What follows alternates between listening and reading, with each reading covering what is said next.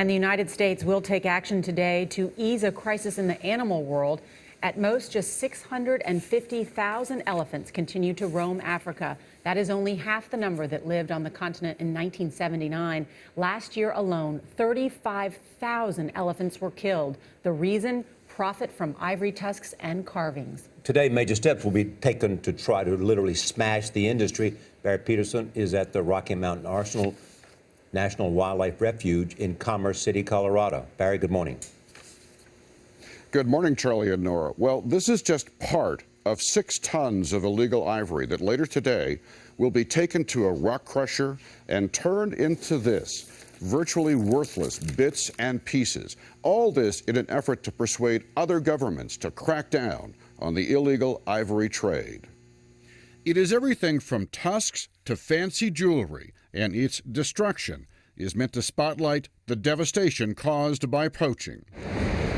The illegal ivory trade is one of the world's most lucrative criminal enterprises, with annual profits estimated at between $8 to $10 billion. The #1 destination for smuggled ivory these days is ever wealthier China, where owning ivory pieces is a status symbol. Smuggled ivory can bring more than $1,000 a pound on the streets of Beijing.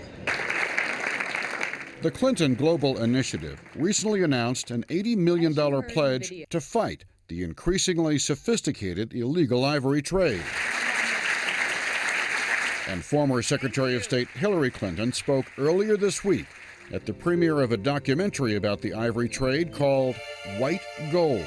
The death toll keeps going up because the poachers are now so well armed. They come in helicopters with automatic weapons, with night vision goggles. Mrs. Clinton says every American has a stake in this. Armed groups like the Janjaweed from Sudan, al-Shabaab, which you know is out of Somalia, which staged the terrible assault on the mall in Nairobi recently. They use this illicit trade to fund their terrorist activities across Africa. When you see all of this, what do you feel? Michelle Gadd works in Africa for the U.S. Fish and Wildlife effort to stop the poaching. Why would people do this, Michelle? Well, I think for the guy who pulls the trigger on the gun, it's a simple decision of a way to earn money. The crooks are getting smarter.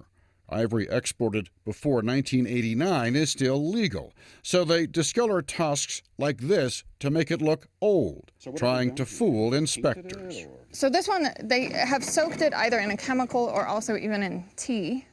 Tea, just yes, tea? Tea, okay. Concentrated tea. Discolors it.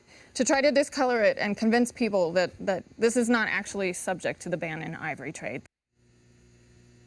The Obama administration is putting its money where its mouth is. Yesterday, the State Department announced a $1 million reward for help in dismembering a criminal network that operates out of Laos.